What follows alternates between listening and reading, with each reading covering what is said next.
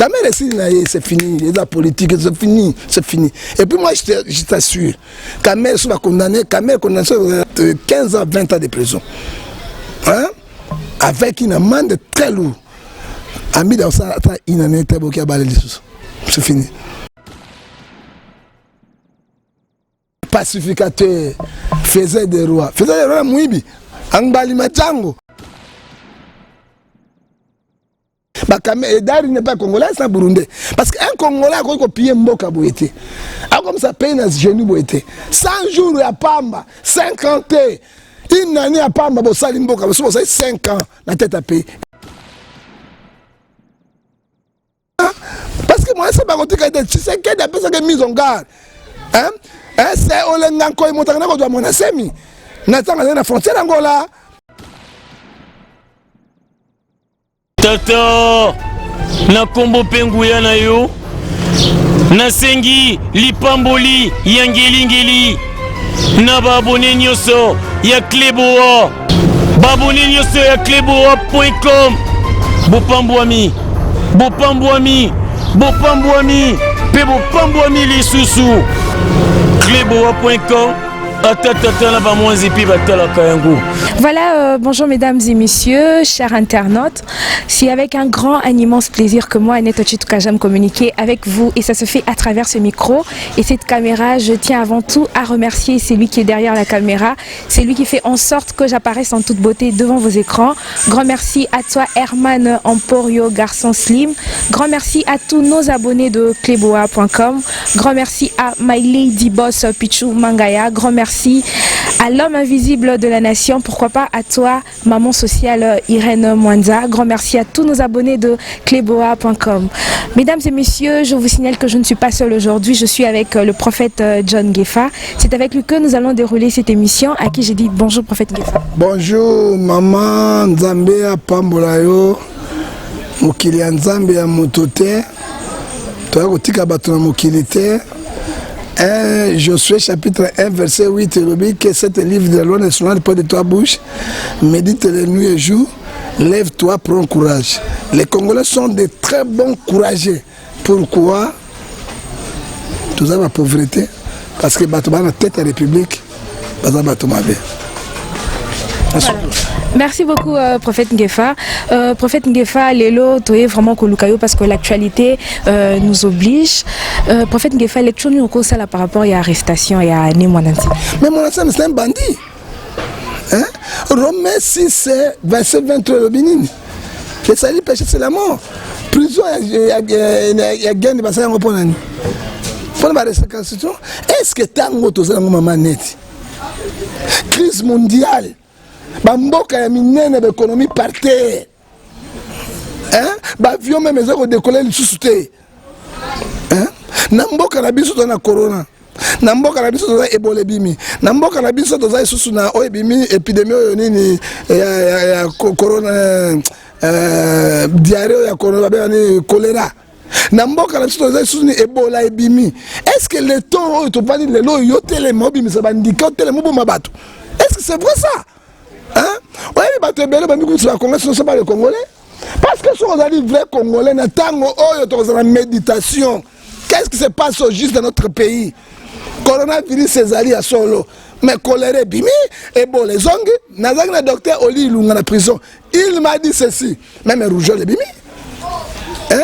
Pourquoi Manassem Bakansaka? Qui a Manassem? Manassem a Congo Zani. Guerre ni monase mabunda la mboka oyo loko ba guerre ba maréchal Mobutu babunda oyo ba général Agolo babunda oyo ba so ba guerre ba sala ngoni. Ils ont brûlé les gens comme ça na ba Congo bo benga ba luba bolenga molu ba congolais bo benga bangala qu'est-ce que bangala va faire fait? Aya wale abani ba trouble na ko bimisa ba soda na ba coronavirus. Hein? Ah, quand même bon, mais Bemba Tanga Bimaki, ce n'est pas le gouvernement congolais qui a arrêté Bemba. C'était le gouvernement. Face au bito talana ou bien mon antimi autre part pas na raison. Pour les lo ninge ba kangi tout comme on a ninge ba policier na biso ya mboka na biso bazo pienda kuna ye bazo bimisa biloko na niveau bazo yibana baso bazo yibaba kiti et tout. Era obima sali sous désordre monte que azana raison. Non, la police ba police mo garé. Bidoko motoga mon asema ko yiba. So ibi biloko mon asema ko bimina ndako. Hein? un mystérieux bokozela ko neta basuda moko ya nzala ya pamba bazangatini na moni yango na bazo sepela minduki ese mutamo ngai pena mwana semi atambato na pesa na kokate parce que na esprit ya Dieu na kondima yango te et puis deux Bemba bafuta ke mbongo parce que ce n'est pas le gouvernement congolais qui est centrafricain. Azaï toujours sénateur. Hein? Mais tant que ministre bafuta nda mbongo bakene na négociation. Et ça va marque ba monasem ba ça c'est la rébellion. Et ça on sait rébellion. Et Bible ni juridique et ennemi. Constitution et PC bibe ko na yango na article 12 de la constitution. Hein? Ba récassation soit arrêté, peut pas la punir sévèrement. Hein? Et puis, il y a un monasem, na peignoir, mais la monasem a la caleçon. Donc, il y a un monasem, il y a la caleçon de papa. Hein? On a pas de peignoir na eboui. Hein? À cause de on a peignoir, parce que moi, c'est pas côté de tu sais qu'il y a des personnes qui mise en garde. Hein? C'est Olenganko et Montagna de monasemi. Nathan a la frontière Angola, parce que monasem a koufaki, Boudia Congo. Hein? Yaka. Et puis moi c'est ma zone c'est pas Congo va se rebeller hein ba Congo va se rebeller ba la région ya la province ya bango kuna hein alors tant que ba jouer mbalo hein allez ba même la justice à boloko alors pays tango ya pays à trouble te maman tango to ça tango ya pays to luka kimia to luka bolingo et puis proverbe 10 12 l'amour couvre toutes les fautes même ceux qui les kamango ba salaki au cause de au kitsate tous en nos confinement ici là na landela yango juridiquement ce n'est que normal hein mon monasemi bakangaki tant bakangaki automatiquement a perdaki ba monument na ye na kati ya parlement parce qu'il y a un dossier juridique hein avec au siège ezali ndenge moko na bembate osomona quand monasemi quand rébellion il a tué les gens et puis a qui mis en prison.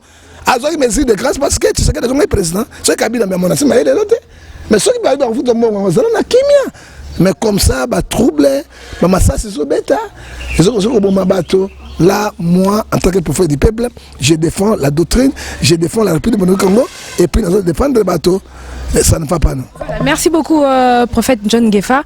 Prophète Ngefa, jusque là où en sommes-nous dans le dossier à directeur et à cabinet à chef de l'État pour jusque là Aza présumé innocent. Non, il est présumé innocent. Hein? Non, il est présumé innocent. Hein? On pacificateur, faisait des rois Mouibi, Angbali Machango, Mbogo ya bango, hein? Autre benye José Boul. Hein? José Boul a Mouibi, moi la banda kaye bakabilo kanda koteka ba soso na bantaba. Ngaye José Boul. Siko ba kamere ba tse moka na kao. Hein?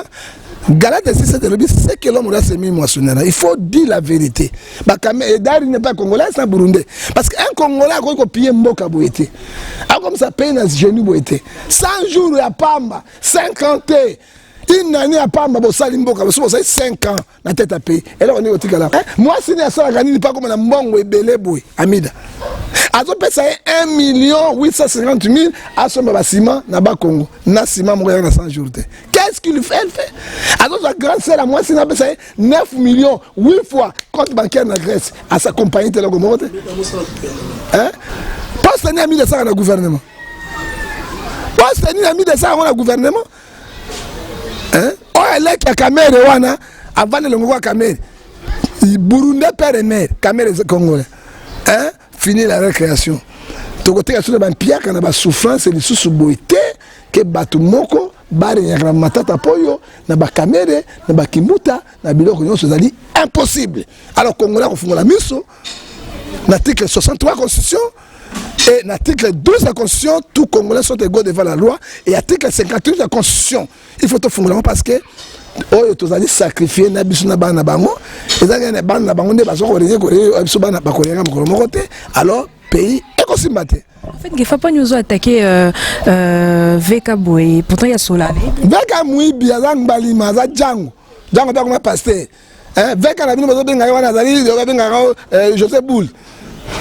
Et puis, dans mon Mouibi, mon Mokino, le gars, chef, c'est une grossité. Mon taleki chef, c'est Mouibi, c'est grave. Lui-même, il peut voler 455 millions de dollars. Ma chère, il y a solo, il doit remettre l'argent de l'État.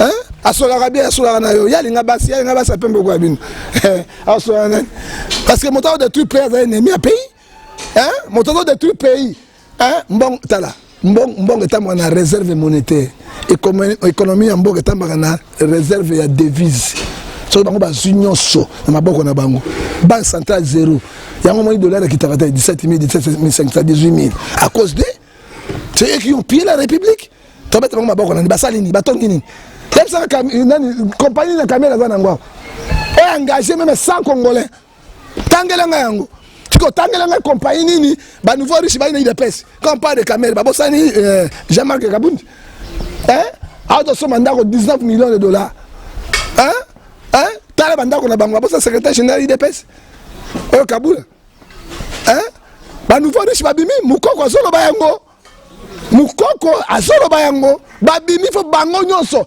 bazomsa mbongo de l'état mbongo kotambola bote soki basala ko raté trouble même na Congo parce que biso ko za sacrifier ba sacrifier biso te il parle au nom du peuple il parle au nom du peuple le peuple a bénéficié ka nini allez il faut traquer tous les voleurs de Django Ngbalima on a bengi bango na ko mosusu na bango ça bango les colons en cravate ce sont des colons en cravate hein ba José Boul bon retourner en prison et puis basa la ndenge président Angola Salaki Lorenzo a kangi bango tout ba remettre ki mbongo ya l'état l'économie Angola est en mode tu sais qu'il y a droit terre le grand bango na poto l'argent se trouve au moins des individus il doit être donc bango nyos to ba bango ba zebele ba José Makila ba zawana Otoma Loaka ils sont là tous les ministres Lambert Mende sont là hein mais il faut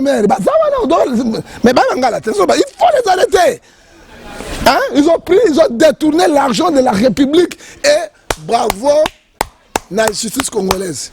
Et continue Moussanango et Batouyanso, Bakubanga, Bangbali, Mayanso, na prison. Voilà. Merci beaucoup, prophète John Gefa. Dernièrement, Tomoni, notre chef de l'État, Félix-Antoine Tshisekedi, rencontre Naïna Joseph Kabila. Lecture nous au par rapport à la rencontre. Ezapoba Luka Kimia. Atika Tshisekedi. Hein? Akala Kaka Waloba. Hein? Atika Kai. Hein? Ezama. Il y a autre Tshisekedi à salon Moussa et Morote. La idéologie n'a été. Il y a 19 ans de pouvoir Saraki. Et là on est bien. La photo. Hein? Et regarde, tokotonga immeuble boy, tokomona ngota na miso. Atika muninga sala. Hein? Obela Tshisekedi a sala. Kabila a sala. So il papa ngefa lo sako. Lo sako eza boy. Makako aliaka mondenge te.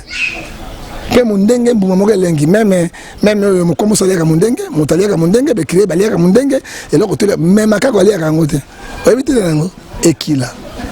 Hein? Papa Ngefalo Sako, célibataire à Kabila moi cité. Hein? Pour moi, ça n'a pas été. Mais au sein alors que les qui en alors ça la j'aime moi quand ma bé. C'est très un échec. Il faut dire la vérité. Échec total. Ce n'est pas moi qui était Tozaki coalition. Ce n'est pas moi qui a dirigé le pays. C'est lui avec son gouvernement. Mais qui est majorité dans le gouvernement? C'est Kabila. Ou Assimi Parlement, c'est Kabila. Mais il est pas si analyse. Hein? Bon parleur. Hein? C'est qui? Hein? Au moins que Kabila a joué le cas, au moins que Mabimouke, il y a un Tshisekedi. Aux autres, on a les sonines. Parce qu'on réussit dans Mboka. Nabino bo pied Mboka Mobima, la ministre Nabino Makamonyos, Mboka na Kao. Au Tiki Mboka Moko ingouvernable. Hein? Tangela métro ni omoni yango. Exact? Tangela ngai o babenga ngo penda nzela munya ben autoroute ya munene kwa exact? Babanza mobuta tika babino bamba ko fungola muke tangela ngai yango. Hein? Tangela immeuble moko ya 25 ou 30 étages ya nouveau modèle bango basalini. Jamais. Tangela ba so mouton, o ba sala ngo marque mobuta tika yango ezaba. Tangela ba tongi ba hôpital combien? 50aire ezakinde institut médical, ba ko tia ba couleur ya pam. Tangela ba grand hôpital, les cliniques ruinoises, 0 mètre na ngaliema ezako s'effondrer. Ba caméra na mbongo ba sali ata yango te. Est-ce que bateau ba mettre bango maboko? Hein? Maman, moi je m'en fous de m'arrêter, je m'en fous de mourir. Parce que même le bateau de coronavirus va couper, hein, bah ça est le côté. La mort c'est partout.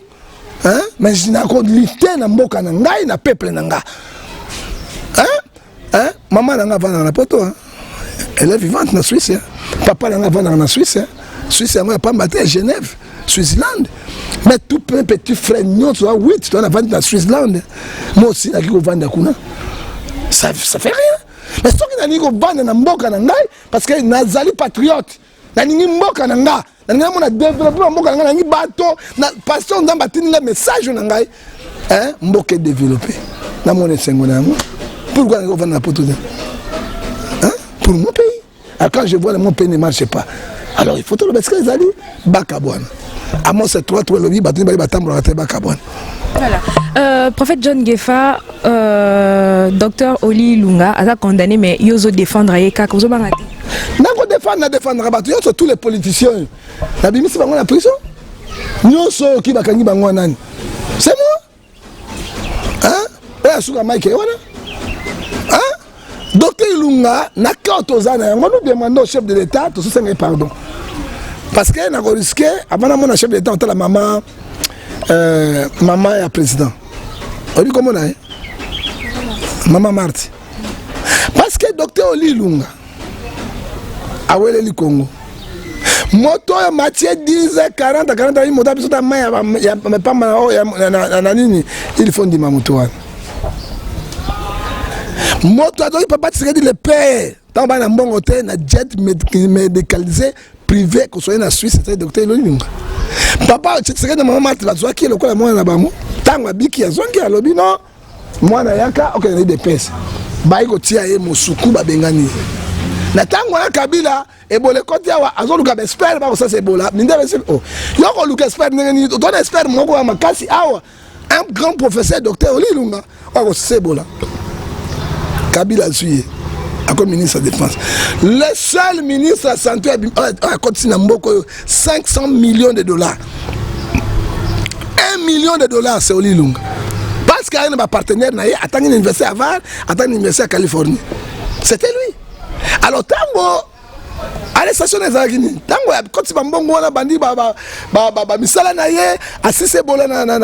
ce n'est pas Mouyembe qui a terminé Bolana Kuna, c'était Oli Lunga. Il était ministre, il y a santé, il y a plan, il y a riposte, c'était lui. Et là, Mouyembe était, Mouyembe a laboratoire. Il est professeur, mais laboratoire. Hein? Oh, là, ça me commis, Mouyembe. Oh, maman, maman de Seguer. Maman de Seguer, n'est général Goloat. Hein? Na Kabila, maman, il va faire plan de quai. Là, là, ouais, Congo, hein. Bon, donc, je pense que nous payons, il faut donc ça, histoire. Alors, tant qu'il y a zongi à Kaipoto, qu'on sonne sous finance, aïe à côté de la vaccin. Abi comment? Vaccin, il n'est pas vacciné, mais tu n'as pas de awa. Abi non, ça ne passera pas. Tant que ça est au chauffe-forêt, entre Mamouye Mina Bango, il a démissionné parce qu'il est intellectuel. Et là, le docteur Oli Lunga a démission. Pour ceux qui ont démissionné, il y a le ministre de la Santé. Il faut voir mais Oli Lunga a le ministre de la Santé. Hein? Et là, le Oli Lunga, tant que ministre de Mbongo ya Ebola, mais 400 000 dollars. 400 000 Oli, parce que on met 50 000 euros par mois. Mais 10 mois, il y en a 400 000. Hein? Alors, donc, ça mais Caméra Ibi, 445 millions de dollars. Il est là. Et puis, Bakangi. Hein? Est-ce que docteur 400 000 euros, donc, ça attends, salaire à ministère, donc, ça montagne bino 1,5 million, 1 milliard de dollars. À cause du gouvernement congolais, c'est lui, nous disons chef de l'État, qu'on a battu notre avant qu'on soit ministre. Maman maître à Benelaki, docteur Oli Lunga. Hein? À Benelaki. Hein? Avant qu'on soit ministre de la Santé, à tenir le gouvernement Gobima, nous disons chef de l'État, et Bola quand nous n'emboka. Après Bola, coronavirus est côté. Sima épidémie est côté. Dans l'article 87 de la Constitution, le président prérogatif a connu comme amnistie, comme amnistie de grâce. Mais sur la amnistie de grâce, nous ne refusons pas à Gobima. Mais il faut casser cette décision juridique pendant l'Oliazon à l'Issoussou, la Confédération internationale. Il faut casser un mot. Ce qui est cassé en côté, on lui peut sortir, mais à ça, on a unité, on a une jet, on a unité parce que, mais ça là, on a quoi, c'est un bon, on a Congo, il y a un ouana. Tout ça, maman, marche, maman, pardonnez de Oli Lunga, nous demandons au chef de l'État, Tshisekedi Bamulumba, Tshisekedi Chilombo, et effectivement, malade mabé côté biso na mboka mutako sa plan on ezaye muyembe akosita parce que muyembe bi plan on ate tala oyebi docteur nani wana kivuni nani docteur Mukwenge spécialisation na réparation ba fumangane ba mama ayebe loko mususu kunate hein est-ce que oyebi oyo olilunga laboratoire azorende kotala il est professeur ya solo il est professeur mais azali laboratoire atala kabou oyebi oli aye kolinde ba maladie infectieuse un professeur ordinaire, extraordinaire, un savant congolais. Mais tango, il y a beaucoup de boloko. Nazo sukso maman. Oyebi Coupe du monde de ça en Italie. Rossi, il était condamné avec un assassin, condamné de mort. Mais Rossi n'a qu'à le stade, n'a boloko beta bal. Bataille Motabi, ABC de la prison. Moi, je suis capable. Bobby Misangai, dans sa entraînement, ce qu'on appelle Coupe du Monde, au Tikingai. Ce qu'on appelle Coupe du Monde, au Sana Boloko. Bassé Mikana, Rossia Koti, appelle ça Coupe du Monde. Et ça qui libéré. Mais on peut faire ça, on lit. Hein? On monte ma ranking nini. C'est ce que nous disons. Tous les monter ma boboto. Tous les monter ma bolingo. Hein? Hier, je suis attiré sur mon bec comme maman. Dans 1 Jean 12, verset 43. Aimez-vous les uns et les autres. Faut-il l'ingana? Bitota na kawaneza état de droit. Oh non ça sali mabe il faut afuta. Oli n'a pas volé l'argent. So bébé Oli a donc c'est un bon là il n'a pas volé l'argent. Hein? État de droit on va millionnaire. État de droit beka Oli hein. Hein matata poyo ebi comme iba. Hein ba 1 milliard et quelque chose matata poyo. Pas ça des municipaux c'est ça. Pas passer à ça là. Hein azoaki combien 20 000 km banzela matata pour ça là. 1000 écoles. Hein, par là, matata salango, 1000 hôpitaux, à salango, hein, bambang tout matata keni na ngwa. Hein, et ça n'a pas connaît. On se mona toute la kabaka. Ka oyo motako bongisa ko bikisa Congo ezaka yé. Hein, on ne doit pas le condamner, nous demandons la grâce présidentielle. Voilà, prophète John Ngefa olobaki deo rugwiza ba okundaye na Rwanda, mais il paraît-il que bakundi na Kinshasa. Mais maintenant on est seulement na Rwanda. Est-ce que le Rugwiza azali congolais, azala congolais hein? C'est bakundi na Kinshasa, bon je ne sais pas parce que moi on n'est pas vendre rapia ouais, moi si na banane. Hein? Est-ce que kombo kaka comment ni deo rugwiza. Ozo kaka hein? Il y a combien de Congolais? Attendez José Makila, Rémi Bassele Bobois. Il y a combien de Congolais? Tout le monde est Ngefa sa moto doua. Hein? Il faut dire la vérité. D'ailleurs, Rugweza, il faut dire la vérité. Bon, si on a kundia, si on a koufi, parce que quand même, il y a Gagame, parce que c'est ça le problème. Questionnement me réponse on peut bien condamner moto à la bombe mais on y a coufité. Alors place science pas comment bakunda na poto. Bakunda na poto. Bakunda na Brazzaville partout bakunda non seulement dans koufi même mouche y a pas mal à vie avec qui moto à koufi na valeur. Merci beaucoup prophète John Ngefa. Tokomi ko chuter na émission na biso. Prophète Ngefa Amida na jibempia na bakabwana depuis 2000. Mais lelo Vital Kamerhe akutaye célibataire. Et là on nous a reproché Kamerhe. Bala Amida. Bakabaka biloko nyonso moki bakabaka moi cité. Alors ye caméra mwana mwasi kaka ya moninga. Emene ya mbanze momoko bandeko na ngai pauvre mene. Bongesa mwasi na yo njinjie. Oyoki yango.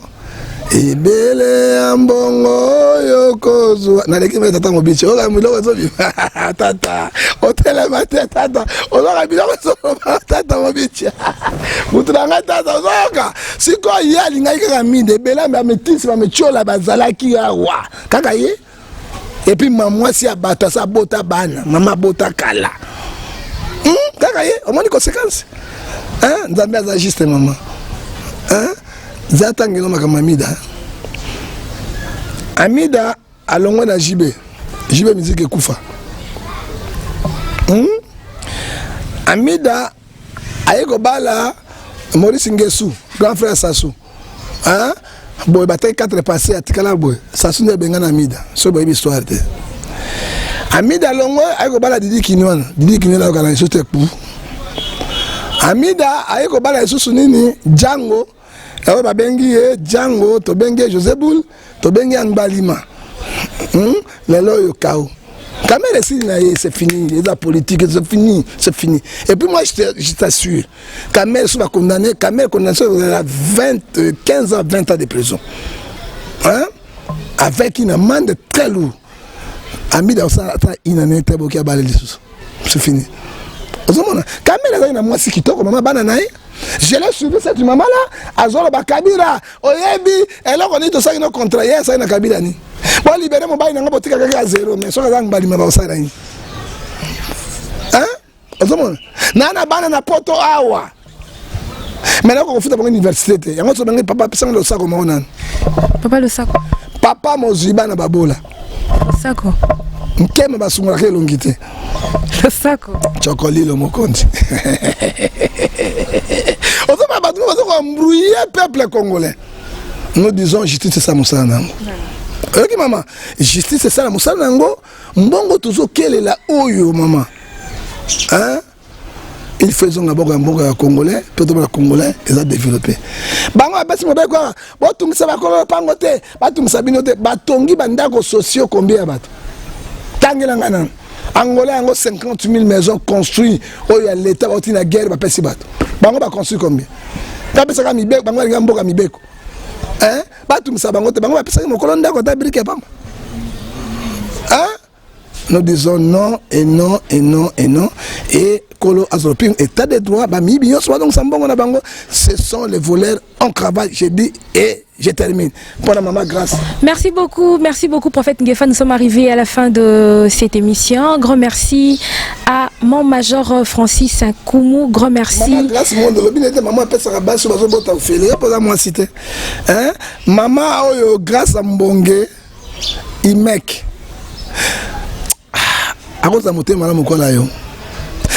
Maman, il faut. Moi, j'ai vu comment maman a 500 femmes na Kindu, Beni Bukavu. Gratuitement. J'ai vu cette maman. Nambanda la mission mon Seigneur. 80 femmes. Kinshasa n'en parle même pas. Alors qu'il y a un abandonné, ni n'ayez saliboye, balabazo pour la abimisi bango. Mais maman, yo. L'État doit soutenir l'État. Tous à la mité, maman la manette. Je pose à moi si le quoi moi si on se.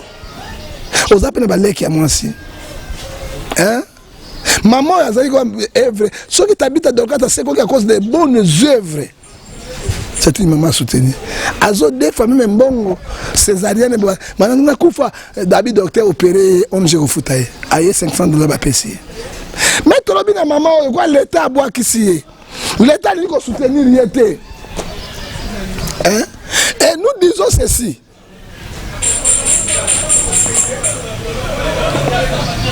Toi mobiliser l'absence numéro à maman grâce à Mbonge Imbek. On gêne grâce monde. 097 22 22 22 et 2. 243 97 22 22 22 et 2. Pas numéro personnel, personne beaucoup de Tobimisi WhatsApp, nous sommes abandonnés. Mon n'est pas pasteur à Bengaï, moi c'est un gars bota, césarienne et boy, à $300, moi c'est à Koufi, moi na Koufi. Moi, dans ma classe, c'est trop tard parce qu'il y a dans l'État. Roi la ministre associée les années. Il y a un autre numéro à WhatsApp, il y a un PSA. Toi contribuer à 082 58 81 286 082 58 81 286 un pesa $1 noche $2 noche et sungaba congolais et ça le sabango. Et puis to tiens avant nini na tiens motion moko na kata parlement. Donc gratuitement il y a accouchement ça na République démocratique du Congo nyonso. Ce qui bango ba boy pour pouvoir na bango linga ba tamala muté. Ba donateur. Donc ba soko kon tout la nina bengai bozoyoka. Hein?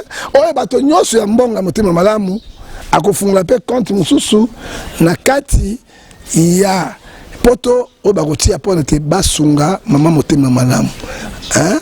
Nkolo apambola bino apambola moto to akotia maboko na komo ne sikoyo ngai moko na kotia ngai ata $10 ata $5 pona ko soutenir baninga oyo bazo e bo so soutenir mais bino pe bola misa makembese ni makembese mingi pamba non hein?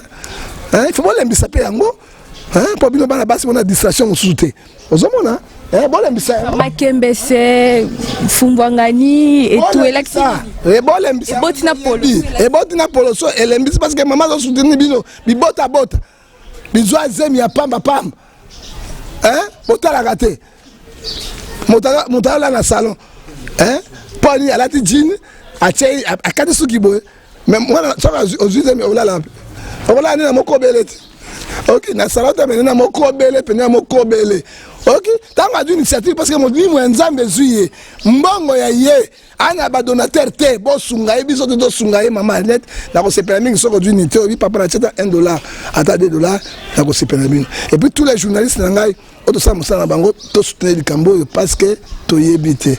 Oyebi sto bengi bato bana molimo ipeke tele boti solo isole boti poloso eko bota mobolea eko bota José Boule wala kamera José Boule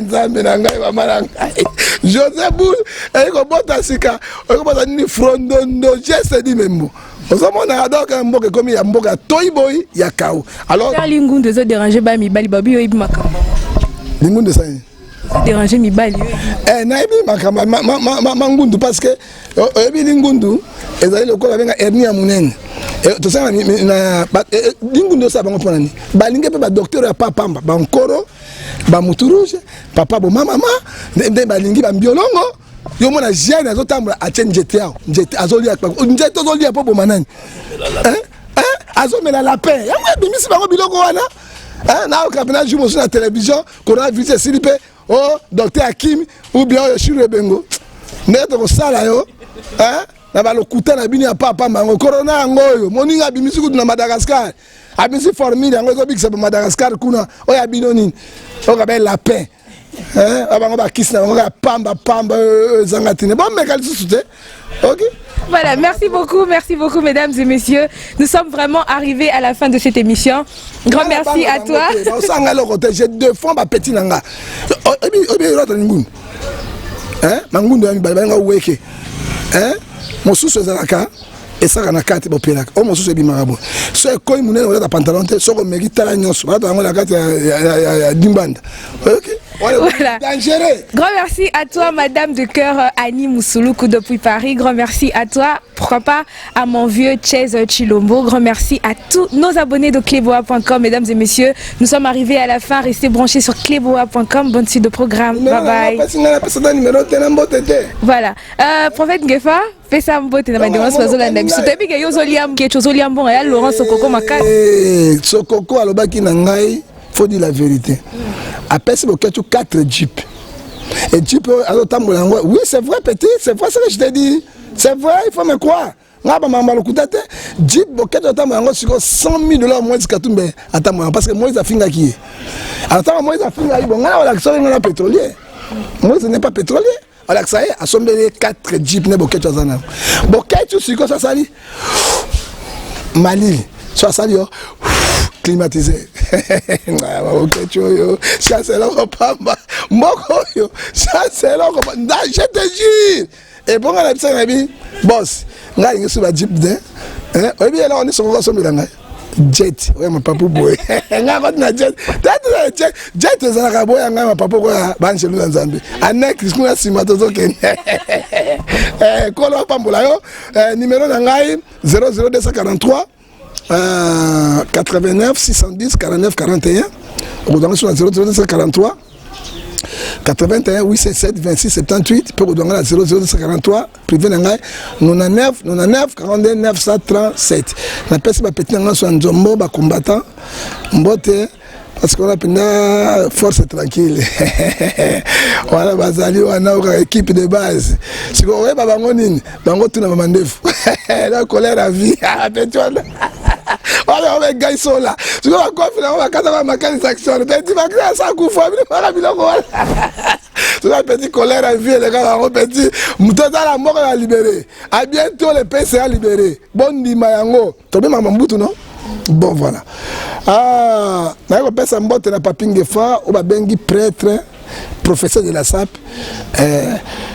Mikolo basale Jimmy woko il y a 20e siècle, il y a 5 boutons. Alors c'est la corona. Ce que boutonné ka bo c'est corona et prophète Ngefa un mot na famille ya papa Wemba pour le les jours à Koufaki, famille na ina ba.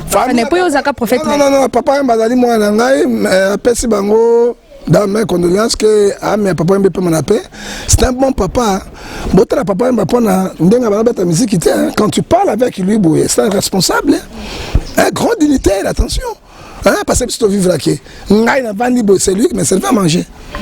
Rémi Azar, ce n'est pas bon, lui-même me servait à manger. Et il connaissait les valeurs des hommes. Il valait la bataille, je te dis la vérité. Hein? Vraiment, on a perdu un grand baobab autour de récupérer. Oui, bien, Mboko, Batomi Sato, autour de récupérer la bangote. Moto Aliboso, autour de récupérer Luambo Makiadi. À cause de la rate. Motami balé to récupérer Pépé Calé. Voix Pépé Calé beaucoup soir ngoli sous-souté. Pe motami ça doza mosé papa web. Beaucoup soir bangote ba phénomène. OK? Na kata ba président na mboko oyo. Toi la deux présidents pour récupérer bangote. Ya liboso Mobutu. Ani balé Kabila les pères. O ba tika tout ba voilà. OK? Rien pour récupérer bangote ba homme fort. Histoire ba baton ba phénomène. Ba yaka na bangonga.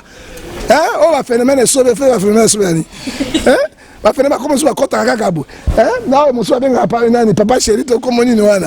Hein? Bah tu on a bayak, nous avons mis dans la bango moko bayak aboué. Au ce moment-là, alors il faut te soutenir batunde wana. Vraiment kolo apambola bango.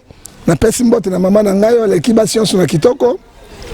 Maman est doxing Ngefa, papa na Ngefa, l'équipe mibali nyonso na kitoko, roi de Borsalino.